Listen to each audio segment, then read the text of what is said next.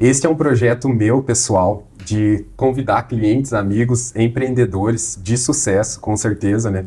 Para aprender um pouco com a história deles, desafios, mas com o intuito de a gente ter aprendizado. Então, se você está aqui assistindo esse vídeo hoje, é porque eu garanto que você está querendo aprendizado. E eu tenho certeza que vocês irão aprender muito com o Marcos. Então vamos lá, Marcos. Muito obrigado por aceitar esse desafio. Está sendo gravado, mas a gente vai disponibilizar para todos assistirem no YouTube, Instagram. E conta para a galera seu nome. Poxa, Gui, é um prazer estar aqui com você. Admiro muito o teu trabalho, sou um fã do teu trabalho também. E eu sempre quis falar um pouquinho da minha trajetória como empreendedor, como profissional e contar um pouquinho, né, das nossas cicatrizes, né? Nem tudo é flores, apesar de, né, existir aí um oceano azul de oportunidades em vários negócios, segmentos. Quero falar um pouquinho da minha história, da minha família e de quem é o Marcos. Isso é muito legal. Parabéns pelo projeto. Obrigado. Já era teu fã, agora estou um pouco mais. Muito obrigado. Muito obrigado, de coração. Bom, eu sou o Marcos Faria, tenho 34 anos. Sou casado, tenho 2 filhos, o Samuel, de 4 anos, e a Isis, que está para nascer, que está a caminho, né? Minha esposa está gestante de 32 semanas. Eu sou administrador de empresas, eu trabalhei a minha vida toda na área comercial, né? Desde os 18 anos trabalho com vendas, e hoje eu tenho 3 negócios, né? 3 empresas, um negócio próprio junto com a minha esposa e outras 2 franquias. Uma delas no varejo, a Mr. Cat, que é uma loja de varejo no Shopping JL, e também um terceiro negócio, que é o filho mais novo, que também é uma franquia na área de compliance fiscal. Então, eu tenho uma trajetória como executivo de grandes companhias, entre elas a Petrobras, e hoje estou levando um produto que é revolucionário no mercado para esses clientes e, graças a Deus, a gente já tem um resultado bem interessante já, levando até esses clientes a possibilidade de uma revisão em esferas federal, estadual, para poder recuperar valores que muitas vezes são pagos de uma maneira indevida, né? Sim. E aí esse conhecimento, e eu sempre falo para os meus clientes que por mais que o seu contador, né, seja muito bom no que ele faz, tem muita coisa que hoje você é obrigado a fazer errado, a pagar errado, para depois buscar isso de uma maneira judicial ou administrativa, né? E isso é muito bacana. Então, estou muito feliz de estar aqui. Vou falar um pouquinho de algumas referências e um pouquinho de como é que começou a minha história com o empreendedorismo. Eu queria citar 2 coisas que para mim são fundamentais. A referência dos meus pais, meu pai e a minha mãe, e algumas historinhas curtas, mas que são válidas, né? O meu pai, ele cita 2 episódios para mim e para os meus irmãos. Eu sou caçula de 3 irmãos. Sim. E o meu pai vem de uma família grande, que naquele tempo, né, família grande era acima de 10, né? Então ele já tinha 12, era grande a família. E aí o meu pai conta que desde muito cedo eles tinham algumas propriedades pequenas. Meu pai, ele era, vamos dizer assim, convidado pelo meu avô, né, a trabalhar, a ir para uma dessas propriedades, né? Meu pai com 12 anos, gente. Com 12 anos o meu pai... É crime. É crime trabalhar com 12 anos. Meu pai com 12 anos, ele já trabalhava numa propriedade sozinho, né? Sim. E ele conta para nós, né? Poxa, filho, se medo matasse, né? Eu já estava morto, porque assim, eu tinha medo de tudo. E eu era obrigado a ficar ali 5 quilômetros de distância, numa propriedade longe dos meus pais, porque eu tinha que cuidar, né, dos porcos, da criação. E o meu pai tem outro episódio curioso que ele sempre fala para nós, que é uma lição para mim, é que na primeira comunhão dele, a primeira comunhão é como se fosse na época, né, poxa, existia todo um sentido que era muito interessante. E todos os irmãos dele, porque ele deve ser o 4º ou 5º na sequência, né? Antes da primeira comunhão, eles compravam um sapato novo para ir nessa primeira comunhão. Uhum. E o meu pai conta que ele não teve essa oportunidade de comprar o sapato, porque o vô, né, o meu vô, foi até a cidade para comprar o sapato novo do meu pai. E o que aconteceu? Tava tudo fechado. E o meu pai, ele teve que ir na primeira comunhão dele com o sapato do irmão, que era passado um tipo de graxa, não é nem graxa que se falava antigamente, é como se fosse um óleo Sim. para lustrar o sapato. E o curioso é que hoje eu sou dono de uma loja de sapato e eu posso dar esse sapato pro meu pai. Quantos sapatos ele quiser, vamos dizer assim, né? Mas por que eu tô contando isso no início, Gui? Porque o meu pai ele é uma inspiração para mim, né? Pela trajetória que ele teve, ele continua trabalhando hoje com 71 anos, no agro, que é o que ele faz bem, numa propriedade pequena, da maneira dele, do jeito dele. Mas o meu pai, ele teve muitos recomeços, sabe? Quando casou com a minha mãe, teve uma história, perdeu tudo que tinha quando veio para Cascavel. Eu sou cascavelense, sou natural daqui. E o meu pai é uma inspiração para mim. E a gente foi crescendo, mesmo ele sem empreender diretamente, né, empreendendo, trabalhando, né, como gerente de uma fazenda, a minha mãe empreendendo um pouco mais, né, na cidade já, trabalhando, do jeito deles, eles me inspiraram a empreender. E também outro ponto legal da minha história é que desde cedo, eu comecei a empreender com 19 anos, com 18 para 19 anos. E como é que foi esse empreender, né? Eu sempre toquei na igreja, eu ganhei um teclado muito cedo, com 7 anos, eu ganhei um teclado dos meus pais, um teclado. E eu ganhei esse teclado porque eu tive uma dificuldade tremenda de aprender a ler, a escrever, eu tinha dificuldade. Sim. E o meu pai ouviu de alguém que ajudava a desenvolver o teclado. E eu fui me desenvolvendo e aquilo virou para mim, eu cresci dentro de um ambiente religioso e eu aprendi a tocar, né? Tocava na igreja, tocava em eventos. E com 18 para 19 anos, eu também fazia alguns freelancers, né? Que era você tocar em alguns eventos na igreja, de casamento, sim, alguns eventos nesse sentido, né? E teve um episódio legal da minha história que uma vez eu já tinha carteira de motorista e uma vez eu sempre ia nos eventos, nesses freelancers, com o carro da minha mãe, do meu pai, a gente tinha um carro só em casa, né? Mas pegava emprestado o carro da minha mãe, pagava a gasolina, né? Com a graninha do freelance e ia até o evento. E teve uma vez que a gente estava sem carro em casa e eu não tinha como ir. E isso foi tipo um ponto assim que eu falei assim, caramba, eu preciso...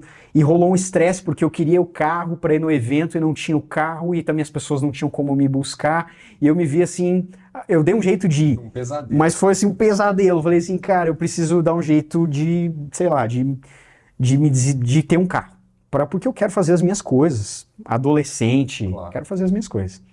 E a minha mãe viu um pouco desse estresse.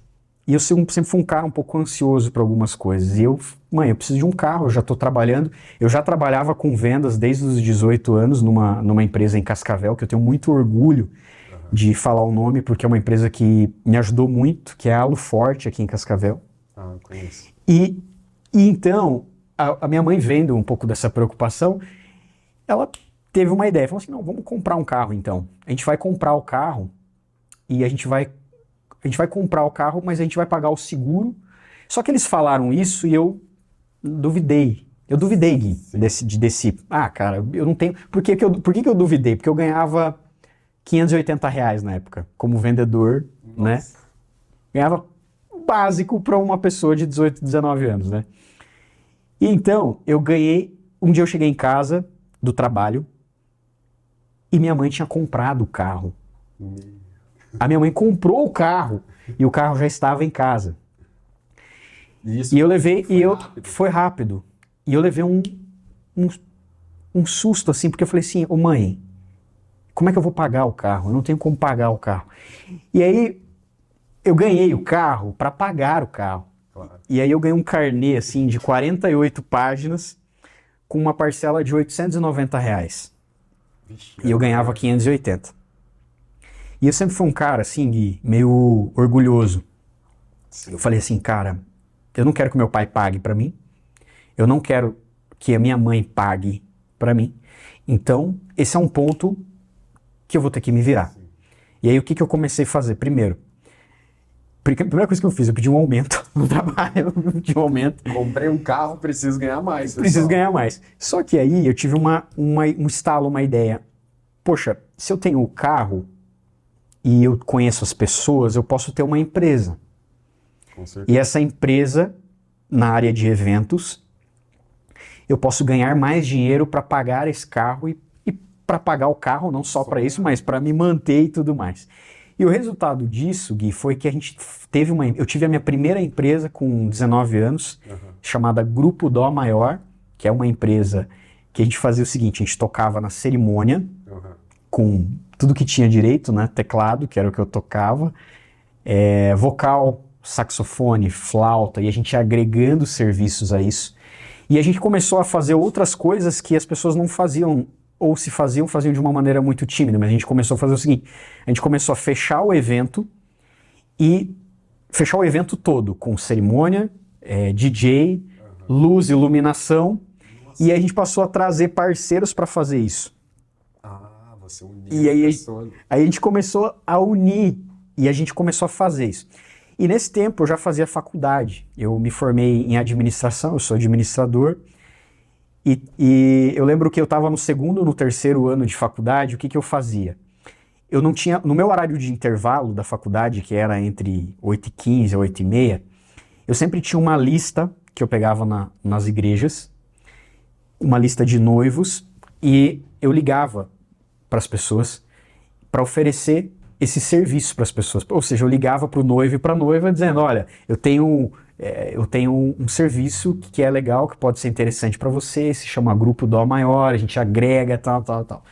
Isso foi o primeiro lance de empreendedorismo que me despertou algo diferente. Poxa, eu posso ser protagonista, eu quero ter o meu próprio negócio de alguma maneira, e eu não parei de trabalhar, de estudar e de empreender. Sim. Então uma das coisas que me ajudou muito foi ter trabalhado todo o período integral, das 8 da manhã até as 16 horas, Sim. estudado das 17h30 até as 11, e no final de semana o que eu fazia? Eu trabalhava. Eu ia lá fazer os eventos, eu ia lá cuidar, eu ia lá, e a gente conseguia fazer com que a percepção do cliente fosse muito boa, porque eu vendia o trabalho e cuidava dessa moçada, trazia, a gente tinha um site, a gente tinha um portfólio, a gente tinha um produto. E nessas alturas do trabalho em si, você tocava teclado ainda. Eu tocava teclado. Além, eu ainda era um dos músicos, ainda tinha que tirar as músicas para tocar. Meu Deus do céu, que massa. Foi um início, então, já que não era tão início, né? 19 anos de idade, tenho certeza que passou por poucas e boas até chegar nesse ponto de... Porque para você ter essa percepção, né? Olha, eu preciso de um carro, né? Não vou ficar mais dependendo dos meus pais. E isso realmente, pô, sua cabeça já devia ter passado por muitas coisas, né? Isso. E aí, com 22 anos, eu recebi um convite da empresa onde eu trabalhava, da Aluforte, para me mudar para Curitiba. Para assumir uma função mais estratégica dentro, não só vendas, mas para assumir uma função mais estratégica, trabalhar com pessoas, ajudar a desenvolver uma área de vendas.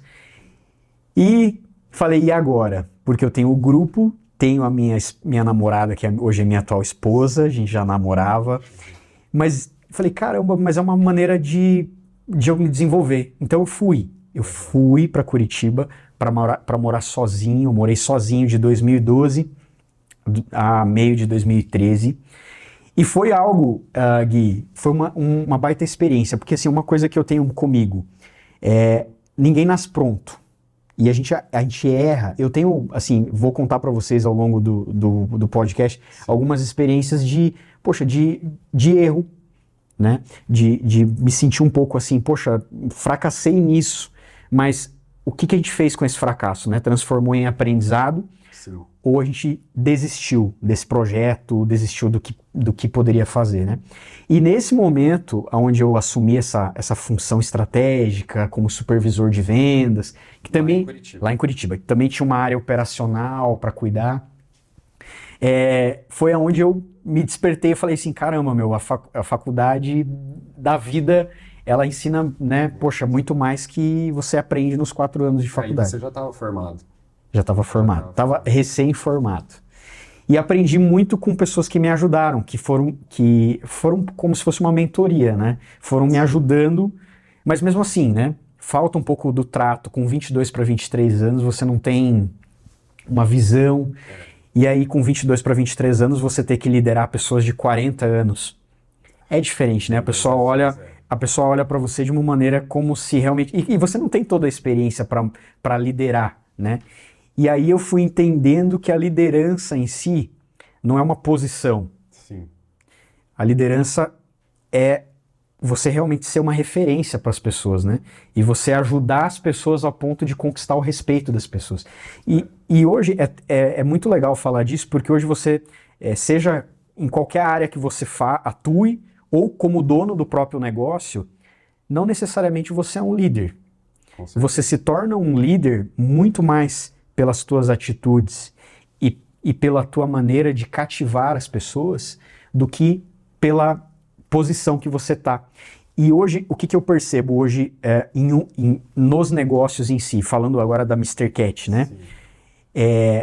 Eu trabalho com pessoas um pouco mais maduras, outras um pouco mais jovens, mas essa geração um pouco mais jovem, de fato, assim, a liderança ela tem que ser uma inspiração.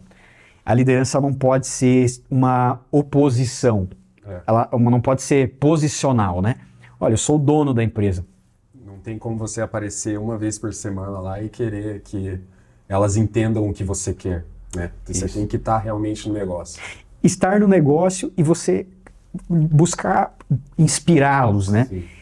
Esse começo de ano, eu vou dar um exemplo que eu acho legal. Esse começo de ano, a gente fez uma reunião de começo de ano e teve toda uma situação, né? Mudança de ano, política envolvida, poxa, risco ou qual que é o risco, quais são as oportunidades. E eu falava para eles, né, para minha equipe, para o meu time, será que existe um ano bom para fazer as coisas dar certo? Não existe. Qual foi o ano bom, né, que a gente ouviu? A gente está num mundo globalizado e a gente ouve muito, a gente escuta muito, poxa, o rádio, os meios de comunicação, rede social, e tem muito mais gente falando que vai dar errado do que pessoas dizendo que, olha, mesmo com todo o ambiente ruim, as maiores oportunidades elas aparecem nos momentos de crise, né? E tem N exemplos disso. E justamente um exemplo que eu falo da minha trajetória com a Mr. Cat foi de arriscar num momento que o cenário não era bom, mas que o custo-benefício era calculado naquele momento. Em 2019, em 2020, em setembro de 2020, a gente assumiu a Mr. Cat, ainda com uma paralisação de pandemia, com um cenário de recessão, com um cenário de recessão, e a gente conseguiu fazer com planejamento, com mudanças necessárias para o negócio e com atitude, que é o principal também, fazer com que em 2021 a Mr. Cat fosse referenciada e eleita como a franquia no Brasil com maior crescimento versus 2019. Não foi nem versus 2020, foi versus 2019 antes da pandemia. Que massa. Parabéns. Então, a gente teve esse resultado, né, que foi um resultado expressivo, mas a gente teve uma etapa anterior, que eu gosto de falar sempre, é que algumas pessoas me procuram e bons amigos vêm falar comigo, poxa, Marcos, eu quero abrir o meu negócio. Então vamos lá. Existe uma etapa de planejamento que é importantíssima a se fazer, né? Porque assim, não tem mais aquele com o mundo globalizado, não tem mais aquele empreendedor assim que, poxa, que cresce por osmose, sem informação, sem conhecimento. Então, a primeira coisa que eu fiz antes de comprar a Mr. Cat foi fazer um plano de negócio. Uhum. Não só fazer um plano de negócio, mas consultar pessoas que eu tinha plena confiança de que o plano de negócio era um plano de negócio que era possível de execução. Porque muitas vezes a gente tem uma visão de mercado que é muito diferente da realidade do mercado em si. Sim. E aí eu consultei pessoas que eram da minha confiança para a gente poder entender se era oportuno, fazia sentido e era uma operação que era viável. Sim, foi uma operação viável e hoje a gente é uma empresa que é referência em investimento na Mr. Cat, né? A gente trabalha com com produto com valor agregado maior, né? Com produto em couro. E a gente tem um produto, eu falo para minha equipe o seguinte também, né? Que o nosso produto é o calçado, é a bolsa em couro, mas o principal negócio da Mr. Cat é você empoderar os clientes, né? Principalmente na moda masculina, isso é muito importante. Empoderamento, autoestima, consultoria. Cada vez mais a Mr. Cat ela é uma loja física, sim, que compete não só com outras lojas físicas, mas também com o meio digital. Mas é uma loja hoje que cada vez mais ela vai oferecer serviço, não só o produto. E o que é o serviço? O serviço é aquilo que o cliente não está esperando receber. Uma consultoria de imagem. Eu sou um advogado e eu quero mudar a minha forma de vestir, de calçar. Eu quero mudar a minha forma de trabalhar o meu casual. E isso a gente está cada vez mais entendendo que o mercado é esse. O mercado está voltado muito mais não só para o produto, mas também para o serviço. É que isso é o que o digital não traz, né? Até você tocou o ponto da pandemia, né? Que passou um tempo ali, travou várias vezes, né? Comércio e tudo mais. E todo mundo trazia o ponto que, não, tudo vai se tornar digital. Mas como? Por exemplo, isso que você está falando agora. Como você trazer essa experiência, né, no digital? Então, eu acho que existem certos pontos que é que nem você falou antes. É só a prática que te leva a ter certeza. Então, se você naquela época talvez decidisse fazer só digital, vou trabalhar só com condicional, vou abrir um e-commerce, você talvez não teria se destacado tanto e agora não teria um produto, porque como você tem um produto diferenciado e as pessoas que compram, elas são exigentes, elas buscam isso. E você trazendo isso para ela, no presencial, né? É ela indo até a loja, você conseguindo atender ela de uma maneira satisfatória, né? Assim, o mundo físico do digital, acho que existe, vamos dizer que fosse como se fossem dois mundos diferentes, né? Sim. Mas a gente é físico. E a gente fala muito na administração, o cliente ele é omni, né? O omni, ele vem de uma palavra omnichannel, ele quer se relacionar com a sua marca de várias formas, de todas as maneiras, né? Então tem muita empresa hoje que tem um físico forte, um digital, e assim, às vezes as pessoas acham, poxa, mas o digital expandiu muito. Sim, mas hoje a principal receita de grandes empresas ainda é o físico, né? Esses dias eu até ouvi um podcast também do Flávio Augusto, que é um cara que eu curto muito ouvir ele. E ele recebeu uma pergunta, poxa Flávio, você fala isso do digital, mas a tua participação no digital é mínima. E ele respondeu, pois é, mas a minha participação no físico não compensa eu ter o digital da maneira que você acha que eu tenho que ter. Então, o físico e o shopping te traz hoje... eu sempre quis investir eu sempre gostei do ambiente do shopping. Sim. Porque te traz conveniência, te traz conforto, você tem estacionamento, você compra em horários que a rua não te proporciona. Então, o ambiente shopping é um ambiente de conveniência, onde você pode comprar, você tem uma gastronomia, você tem lazer, você tem um ambiente de compras, né? E as pessoas... eu entendo que Cascavel ainda não tem esse ambiente tão enraizado de shopping, sim, mas eu vejo que grandes centros como Curitiba, como São Paulo, como Rio de Janeiro, onde até a própria Mr. Cat tem a sua sede, abre um shopping e nem por isso o outro shopping ou os shoppings que existem perdem faturamento ou se enfraquecem com isso. Acho que um shopping acaba segmentando e complementando os demais. E aí você cria uma cultura de shopping. Claro. Que ainda em Cascavel ainda não percebo ainda essa cultura tão enraizada de shopping. Porque eu morei em Curitiba, eu sei que o curitibano ele compra muito mais em shopping, até porque ele tem muita mais opção mesmo de compra, né? Sim. E aqui a gente tem aí o advento do Catuaí, que bom, né? Ah, Marcos, você vai ter loja no Catuaí, pô, tomara, né? Tomara. Com a Mr. Cat não, vamos deixar a Mr. Cat ali, quem sabe outras lojas. Sim. Mas investir no varejo é muito gostoso, é algo apaixonante investir no varejo. E a gente está procurando fazer isso trazendo muito valor para o negócio, né? Tanto é que eu acho que o Catuaí também ele vai ter ele já tem uma outra proposta, né? E eu acho que quando implementar mesmo, estiver inaugurado o shopping JL, talvez ele crie também uma outra imagem para ele. Igual em Curitiba tem o shopping X e tem os Y, né? Sim. Então eu acho que, igual você falou, não é demais. Tá precisando para fomentar essa cultura, né? E a gente tem um ambiente de negócio em Cascavel fantástico. A gente tem muito um poder aquisitivo, uma renda per capita acima. Basta ver que ano passado Cascavel foi considerada a segunda melhor cidade do país, né? Sim. Então a gente tem um ambiente de negócio muito positivo, né? Para se criar negócio, para se segmentar. Então cabe muito cabe muito um cenário de um novo shopping. E nem por isso eu acho que o JL se fortalece em algumas coisas, né? Ele acaba tendo ali a sombra, né, do novo shopping e acaba também olhando para o próprio negócio, se reinventando, né?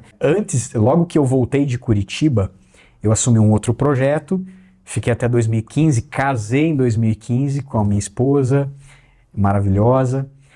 E logo que eu casei, eu também assumi um projeto numa grande empresa, numa multinacional, ganhando super bem. E, poxa, com 25 para 26 anos, feliz. E eu tive um evento na minha vida que mudou um pouco a maneira de ver as coisas, Sim. Que foi uma doença. Com 26 anos, no final de 2016, eu fui diagnosticado com um linfoma não Hodgkin no estômago, com um câncer maligno. E aconteceu muito rápido, né? Eu tinha alguns problemas no estômago, eu tinha um refluxo, né? Um refluxo constante. E daí, em um certo dia, eu sempre levantei um pouco rápido da cama, assim, né, quando eu acordei. E teve um dia que eu levantei da cama e eu senti ânsia de vômito, vontade de jogar tudo pra fora. Fui fazer um exame, fui pro hospital, me indicaram uma endoscopia.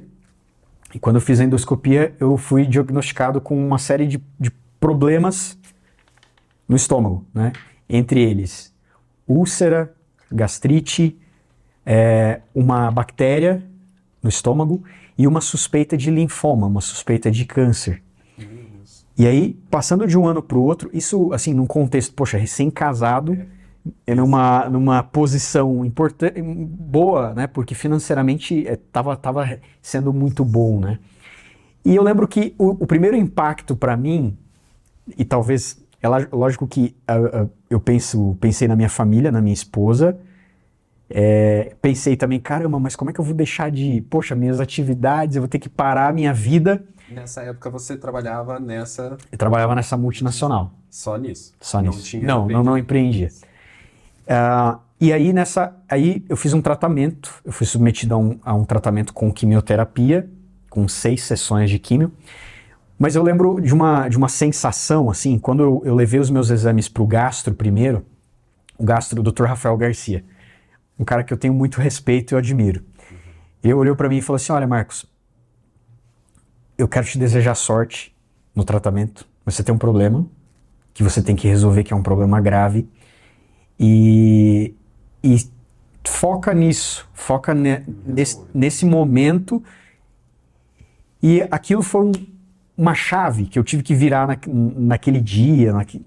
E assim, a minha esposa, quando a gente recebeu o resultado, né? A minha esposa, claro, chorou, né, ficou triste, e eu nunca pensei que eu ia morrer, né, e aí eu fui consultar com um oncologista, eu fiz um tratamento no COPE aqui em Cascavel, que é uma referência, o Dr. Marcos, que é um cara excepcional, e ele falou pra mim, olha, Marcos, eu tenho uma notícia boa pra você, em meio à situação, né, olha, você tem 92% de chance de dar certo o tratamento. Aí eu falei, cara, 92? Pô, então a chance tá boa. E a gente brincou, mas eu nunca encarei a doença, o câncer, como uma sentença na minha vida. Como uma sentença de morte, às vezes, né? Mas eu encarei o tratamento como uma fase. Eu procurei estar muito próximo da minha família nesse período de tratamento, que foram 4 meses de tratamento. Eu lembro que quando eu comecei o tratamento, com quimioterapia principalmente, eu tive uma reação alérgica à medicação que preocupou todo mundo no hospital, porque eu sou um cara que eu não sou grande, né? Tenho um porte pequeno. Mas eu fiquei o dobro do tamanho porque eu inchava, tudo inchou em mim. Minha cara inchou, tudo inchou. Isso logo nas primeiras. Na primeira. Eu tive uma reação alérgica. Na primeira eu tive uma reação alérgica. E os médicos, eu lembro que eles não estavam conseguindo reverter essa reação alérgica no começo. E aí gerou uma certa preocupação, porque a medicação é muito forte, né, para esse tipo de problema. E aí, graças a Deus, conseguimos reverter. Voltei para minha casa. E aí as sessões de químio, elas aconteciam de 21 em 21 dias, né? A cada 21 dias eu fazia uma sessão. E era engraçado, porque nos primeiros 10 dias eu tinha uma reação grande, assim, de vômito. Continuou dando a reação. Tive uma reação da medicação com o meu organismo mesmo, né? Que foi vômito, dor de cabeça. Mas aí, do primeiro dia até o 10º dia, era uma reação forte, né? Mas do 10º dia até o 21º, era muito menos, era como se eu não tivesse nada. E aí o que eu procurei fazer, Gui? Eu procurei, principalmente para minha família, porque eu me aproximei muito, né, dos meus pais, dos meus irmãos. Eu procurei mostrar para eles, porque eu pensava comigo, eu não quero mostrar que eu tô com medo, ou que eu estou fraco, ou que as pessoas tenham um dó de mim por causa disso, pela doença. Então eu procurei estar próximo dos meus pais, brincar muito, viajar, estar próximo. E foi um momento de aprendizado da minha vida. E eu confesso que hoje eu olho para esse momento e eu tenho uma sensação de tempo, que o tempo é curto na vida. Não só no empreendedorismo, tá, gente? Na vida. Sim. O tempo, ele é curto. Algumas pessoas vão morrer com 90, outras vão morrer com 20, outras com 50. Mas se você tem um projeto para executar, e se você tem algo para fazer, como perdoar o pai, a mãe, educar seus filhos, que você faça isso com senso de urgência, porque pode ser que não dê tempo. E eu falo isso para as pessoas que eu mais amo hoje, que eu tenho essa sensação de urgência, muito pelo fato de ter passado por esse momento de ver a vida de fora, né? É como se eu tivesse de fora do meu próprio corpo, vendo a minha vida passar e falando assim, cara, tem alguma coisa que precisa acontecer ali, né? Porque eu acho que esse momento, essas experiências que você teve, né, de aproveitar e tudo mais, vamos dizer que seria o natural de todo mundo fazer, né? De ter esses momentos. Mas às vezes a gente fica tão corrido e tudo mais e a gente não aproveita, a gente não faz isso, né? A gente deixa para ver com um momento ruim, né? Infelizmente, às vezes a gente precisa passar por esses momentos. E hoje você mantém isso. Hoje existe uma fase, né, pós-tratamento, que são 5 anos, que é uma fase que a gente chama de fase de estadiamento da doença. Entendi. Tem uma pessoa que eu quero mandar um abraço, um beijo, uma pessoa que eu falo sempre com ela aqui, que é a doutora Meide, que é a minha hematologista, que é uma das profissionais mais renomadas aí do Paraná, e é uma pessoa que cuidou de todo o tratamento para mim, né? E já passaram esse período de 5 anos. Ano passado eu fechei esse ciclo de 5 anos. Esses 5 anos é a fase onde a doença ela pode retornar, né? Sim. Com mais, vamos dizer assim, não sei se eu vou usar um termo correto, mas com mais facilidade, né? Uhum. E hoje eu faço, eu até contei, eu fiz uma endoscopia mês passado, mas para dizer para vocês como é a vida, né? E eu contei, foi a 21ª endoscopia que eu fiz em 7 anos. Nossa. Então, fazendo uma conta aqui, deu 3 por ano, né? Mas não foi isso que eu fiz 3 por ano, mas é basicamente isso, porque o acompanhamento desse problema, dessa doença, ele é assim mesmo, né? Sim, ele é um acompanhamento. Mas de tudo isso, Gui, eu tirei algumas lições, sabe? Pro negócio, pros negócios em si, né? Às vezes o talento, tanto na área profissional, eu percebo muito isso, né? Que a gente acaba trabalhando com muita gente. Às vezes as pessoas têm muito talento, mas elas não têm a persistência ou a resiliência para esperar e para realmente acreditar nas ideias e persistir. Então acho que a diferença de pessoas que conseguem alcançar o sucesso, conseguem evoluir, não é só o talento. Eu acho que o talento ele é importante, mas num ambiente turbulento, complicado, onde a gente se frustra muito, que é o negócio, porque veja bem, vocês também, você também empreende. Pode perguntar então. Os teus desafios com os negócios, as frustrações. Então assim, porque a gente planeja muito, né? Mas assim, de cada 10, vamos dizer assim, cara, a gente erra muito e a gente continua aprendendo com os erros que a gente comete, né?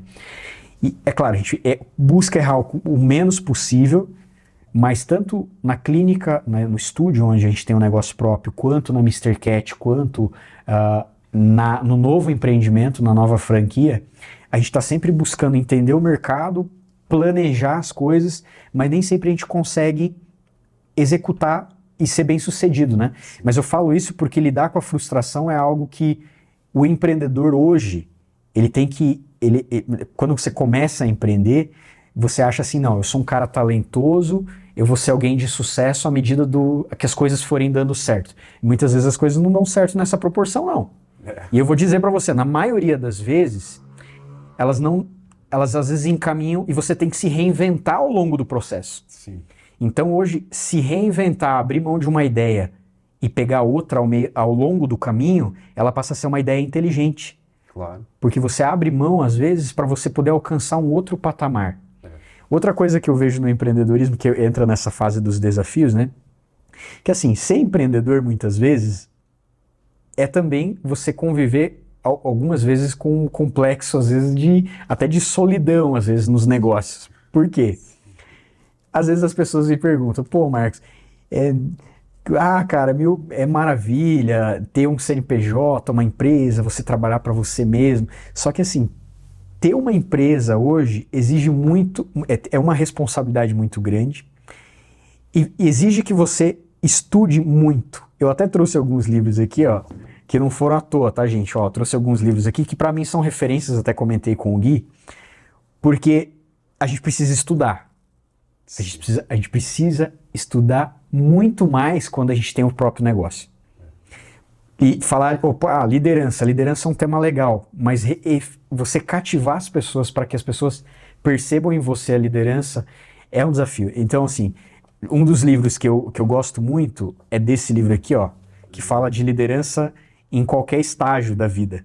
De você liderar para todos os lados, indiferente da função que você faz.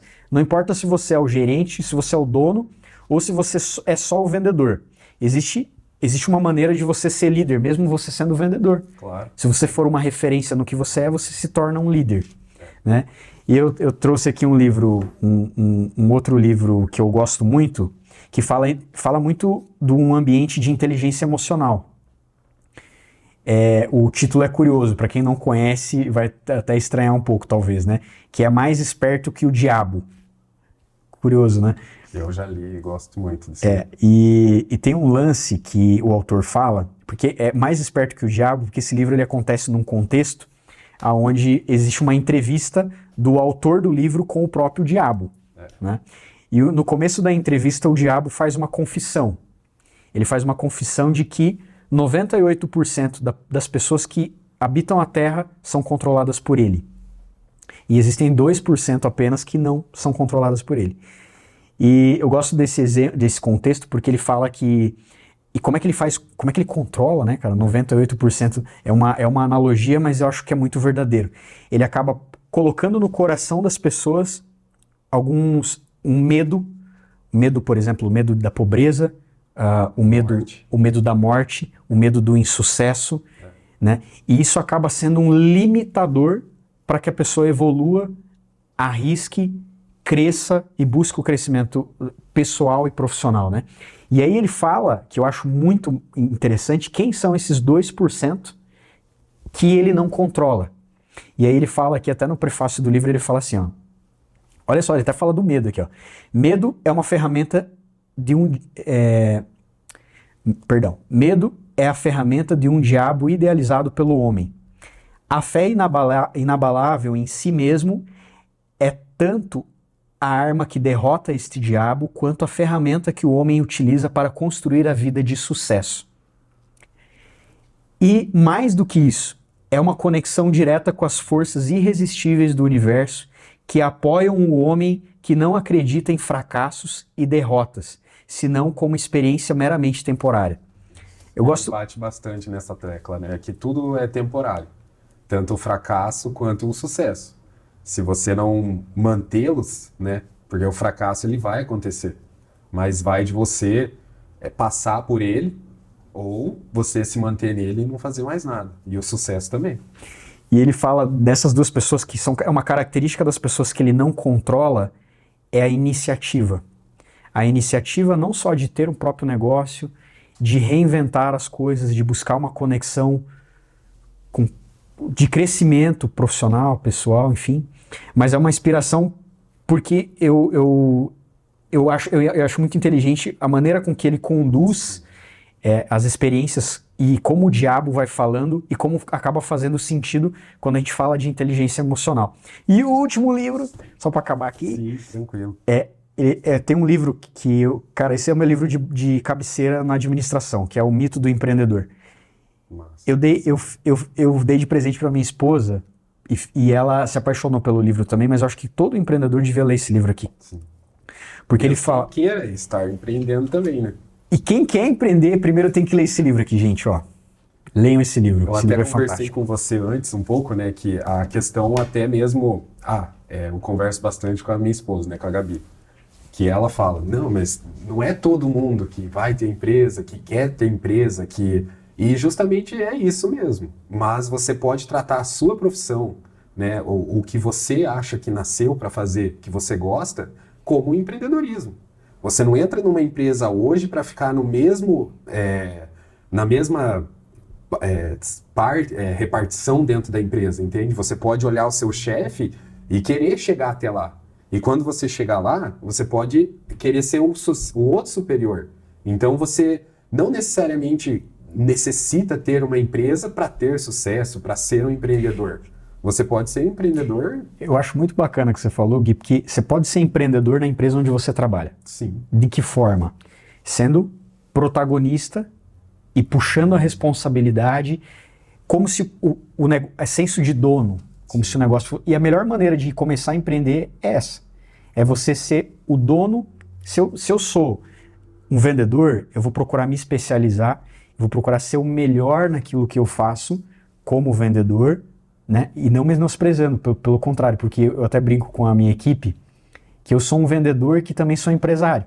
Sim. Eu não ao contrário, né? Eu sou empresário que também sou vendedor. Não. Eu sou um vendedor porque, Gui, pensa comigo aqui, a gente está sempre se vendendo. Com certeza. A gente vende... A gente está sempre... Eu estou vendendo a minha imagem, como estou vendendo os meus negócios. E esses dias eu falei para eles também, se você não é bom em vendas, provavelmente você não vai ser bem sucedido como empreendedor, como empresário. Por quê?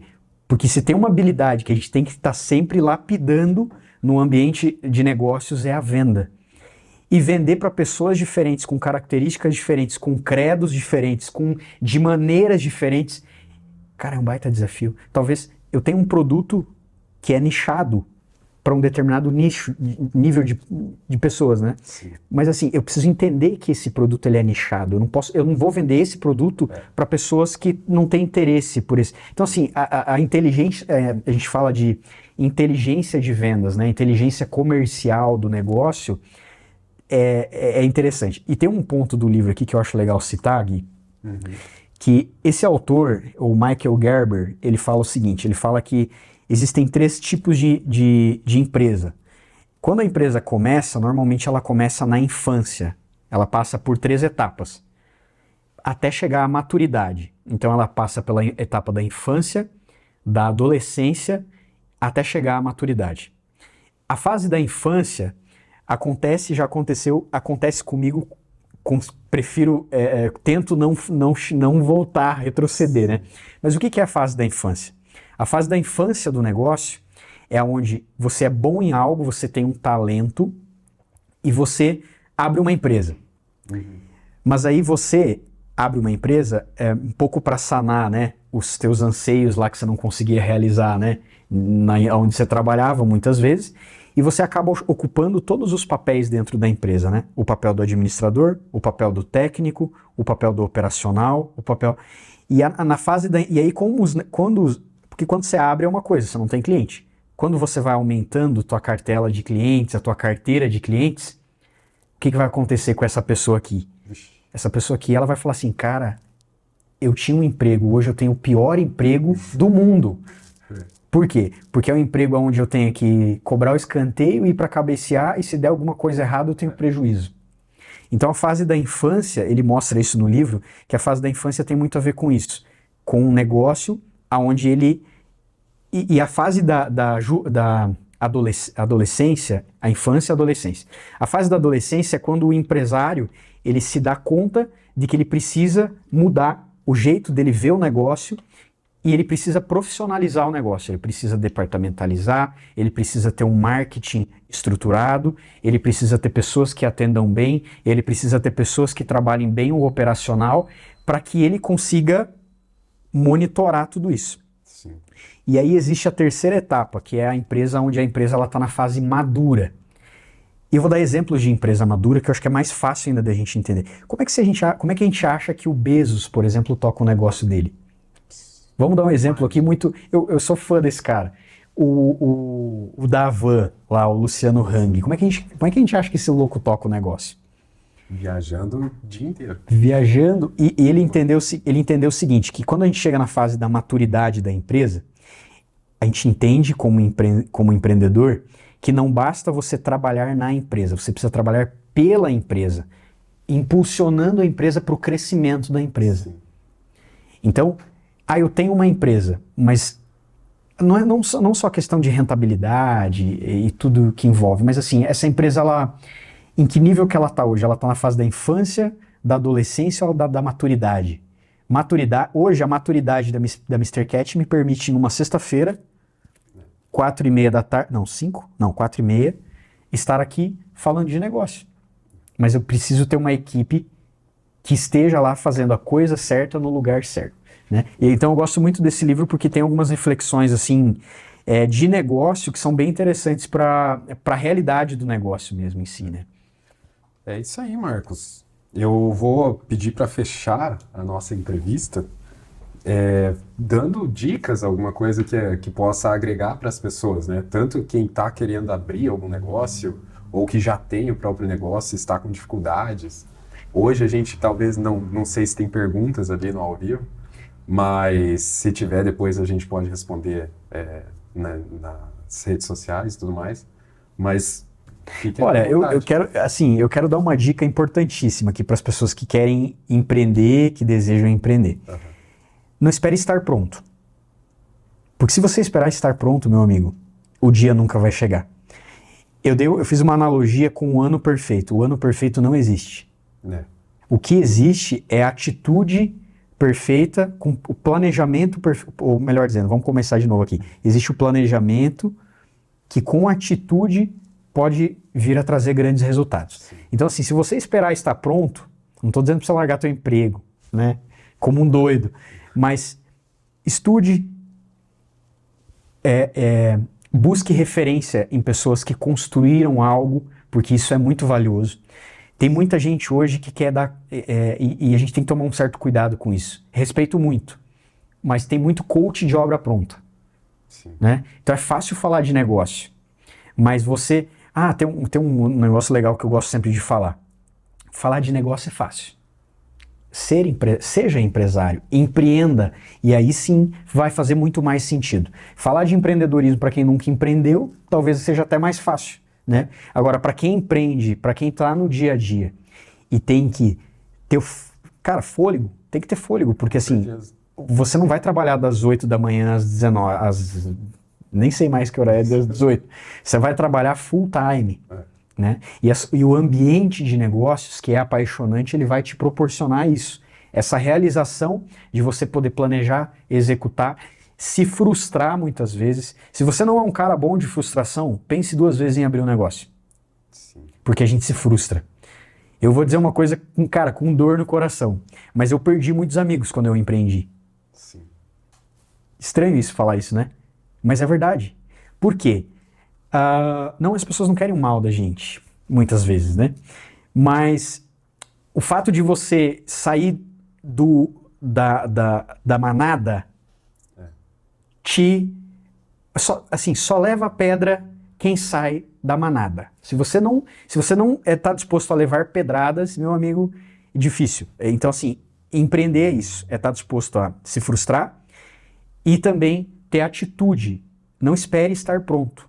Ninguém vai estar pronto para empreender e para começar a fazer sucesso a nível estratosférico, alguma coisa nesse sentido. Só vai falar mal de você quem está abaixo. Porque quem está acima ou no mesmo nível que você sempre vai procurar agregar. Muitas vezes as pessoas elas vão procurar te ajudar. Com certeza. E eu tenho pessoas hoje comigo e falo isso com orgulho, tá? Porque ter a empresa, você tem muita coisa administrativa, operacional, avaliar um DRE, um fluxo de caixa, avaliar o resultado operacional, avaliar a sazonalidade do negócio. Você tem que entender que às vezes faz sentido você ter alguém para te assessorar nisso, do que você ir lá, não, eu acho que é assim, não, eu acho que é assado. É difícil, não é fácil. Porque às vezes você está pensando lá, poxa, eu ganhei 3 mil, mas eu vendo um produto aqui que só o sapato é R$1.500. Imagine, eu vendo 10 por mês, são 15 mil, é 5 vezes o meu salário. Mas e o que está por trás daqueles R$1.500 do valor de sapato? Olha, hoje o custo do sapato ele é metade do custo fixo que eu tenho em ter a loja aberta. Então. Numa proporção mensal.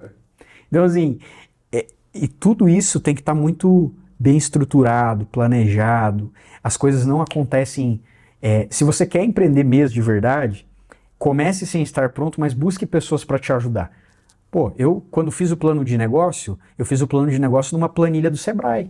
E o Sebrae é uma baita ferramenta para você fazer um plano de negócio. Então... nesse sentido, eu acho que é válido esse conselho. Não espere estar pronto, mas busque pessoas que sejam referências. Use referências de pessoas que estão no negócio, que têm negócio e que têm sucesso nos negócios. Você quer ter, né? Porque hoje é muito fácil você perder tempo. Hoje o que acontece?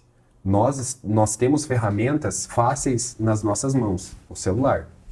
Ele pode ser tanto que te traga para o que você quer, se você quer empreender, você tem, por exemplo, a ferramenta do Google, que você pode pesquisar o que você quiser para aprender a empreender. Mas existe, vamos por exemplo, as redes sociais. O que provavelmente, às vezes, você mais faz? Você quer um lazer. Então você chega do seu trabalho, cansado, esgotado, você quer um momento de lazer. Então você vai para as redes sociais, para você muitas vezes acompanhar quem você não consegue mais ver com frequência e tudo mais. E as redes sociais te trazem as coisas muito rápidas hoje em dia. Tanto como funciona a ferramenta, né? Hoje você posta vídeos curtos, você olha vídeos curtos, tanto é que o TikTok está quase passando no Instagram, por causa que é vídeos curtos, e isso ativa partes no nosso cérebro que te faz querer mais daquilo, e quando você vê, você passou 2 horas, já é 8h30 da noite, oxe, preciso tomar um banho, preciso jantar. Aí você vai e faz isso. Aí você já esgotou as suas energias. Aí você vai o quê? Vai para um filme, ou talvez dormir. Mas, geralmente, o que os 98% faz, volta para o celular. Aí você acha que ele vai pesquisar alguma coisa que vai agregar para o que ele quer? Não. Só que eu tenho um pensamento que todo mundo... Pelo menos eu tenho 2 vozes na minha cabeça. Aquela que me julga e aquela que eu faço o que eu quero. E essa que eu estava falando agora, geralmente é a que eu faço o que eu quero, porque eu me mando. Só que aquela que te julga, geralmente, é o que você precisa talvez fazer. Que é o teu espírito, alguma coisa te falando ali, olha, não é esse caminho. Mas é difícil a gente escutar, porque muitas vezes não vai ser prazeroso o que essa voz está te dizendo. Então, talvez se você possa tomar essa primeira atitude. Não, hoje eu pelo menos vou procurar um artigo, vou procurar um livro para que eu comece a ler. Eu não queira ler um livro por mês. Se você nunca leu um livro, eu sou assim. Eu coloquei para mim, era dificultoso para mim ler livro. Então, eu coloquei para mim 10 páginas por dia. E é o que eu estou conseguindo fazer. Eu vou evoluir? Com certeza. Agora... Se eu colocar, não, eu vou ler até que eu vou dormir em cima do livro. Se eu ler ali 20, 30, 40 páginas. E outra que geralmente não dá tempo. Então, procurar fazer o que precisa ser feito. As redes sociais, elas podem ajudar bastante a gente, mas elas também podem dificultar muito o processo. Assim, o que eu acho muito legal essa linha de raciocínio, Gui, porque o caminho das facilidades, o caminho porque o cérebro é aquele, ele gosta de conforto, de conforto e prazer. Então, assim, você estar na frente de uma tela ou de uma telona faz parte do momento de lazer, de prazer? Faz. Mas quando a gente só faz isso, ele se torna, a gente acaba, a gente não é protagonista sendo como é que é o telespectador, né? Então, assim, se eu gosto de algo, eu tenho que procurar me aperfeiçoar nesse algo, crescer, buscar ser protagonista nisso. E algo que eu gosto muito de falar, até para encerrar também para quem está nos assistindo, é que às vezes a gente eu procuro tirar o dinheiro de cena, porque é um raciocínio muito simples de fazer. Eu nunca vi quem é bom, quem é o melhor no que faz ser mal pago, né? Então, assim, se você é o melhor naquilo que você faz, é natural você ser bem pago. A vida do atleta mostra muito isso. O primeiro é o mais bem pago. O mediano, o medíocre, ele até fica onde ele está, mas ele normalmente fica mediano. E quem é ruim, o próprio mercado acaba expurgando, tirando de cena. Eu falo isso por quê? Porque tem gente que quer ficar milionário. Tira o foco de ficar milionário, meu amigo. Sim. Não tem um negócio para ficar milionário. Tem um negócio que faça sentido e para que você realmente consiga colocar a tua vida naquele negócio e ser bom, de fato, naquilo que você faz. Porque a consequência de ser bom é você ser muito bem remunerado e isso é valor. As pessoas hoje não querem o mais barato, elas querem aquilo que faz sentido. Posso agregar uma coisa? Fala. Tente agregar valor às pessoas com o que você oferece a eles. Porque se você pensa, às vezes, só no que você quer, que geralmente é o dinheiro, isso não vai acabar acontecendo, ou se acontecer, vai ter consequências que vai acabar indo pelo ralo o dinheiro. Então, se você procurar fazer o que você gosta e agregar na vida das pessoas, para mim, é uma junção perfeita. Eu faço até uma brincadeira que faz algum tempo que eu não trabalho por dinheiro. Sim. E, cara, eu preciso muito de dinheiro. Quem não tem conta, né? Agora, se você colocar o foco na tua vida profissional, ou no teu empreendimento, ou naquilo que seja, o foco de excelência, aquilo passa a fazer muito mais sentido, as pessoas passam a acreditar em você, a acreditar no propósito da tua empresa, claro. E isso é um valor que te coloca, é um propósito de negócio que coloca o teu negócio à frente de muito negócio. Tem uma coisa interessante, só para falar que eu pensei em falar também. Tá claro. Ó, existe um oceano azul de oportunidades. Sim. E existe um outro oceano, que é o oceano vermelho, vamos dizer assim. O oceano vermelho, existe muita empresa hoje nadando no oceano vermelho. Muitas. O oceano azul é o oceano da excelência. É o oceano onde se ganha dinheiro, se faz negócio, se faz relacionamento. E o oceano vermelho é o oceano do preço. Onde você tem que ser onde você tem que dar tudo, além do preço, e ainda as pessoas não valorizam o seu trabalho. Então, buscar o oceano azul de oportunidades é você realmente ser bom, buscar excelência no teu negócio, para que as pessoas, para que a percepção da tua marca seja alta e você consiga ter valor agregado nisso tudo. Eu por um bom tempo eu trabalhei no Oceano Vermelho, não só pelo preço. No início, é claro, você necessita passar por algumas coisas. Você está ali vindo R$1.000 de cartão e você tem R$500 na conta. Então é lógico que você vai se sujeitar a algumas coisas. Mas a partir do momento que você entende que você precisa ser valorizado pelo que você faz e você merece isso, eu acho que muda a história. Pelo menos para mim foi assim. Hoje eu não tenho milhares de clientes, mas os clientes que eu tenho recorrência.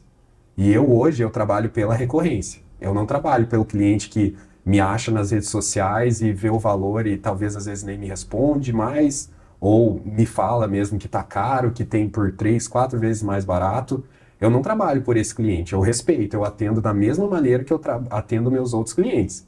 Agora, esse cliente, geralmente, ele não vai voltar, mesmo que eu faça, que é o que acontecia. Então, eu tenho essa experiência, eu posso falar. Eu fazia um valor e ali, se eu não fizesse depois, ele procurava o outro que fazia, entende? Então, hoje eu costumo deixar tudo bem claro. Olha, se você precisa disso hoje, eu posso fazer hoje. Mas dali para frente, eu não posso mais fazer. Pode ser assim? Então, vamos fazer assim. Porque trabalhar nesse oceano vermelho, olha, a Gabi passou poucas e boas do meu lado. E assim, é onde realmente as empresas, porque o Oceano Azul é um ambiente de diferenciação, né? Sim, Tanto de tecnologia, quanto de...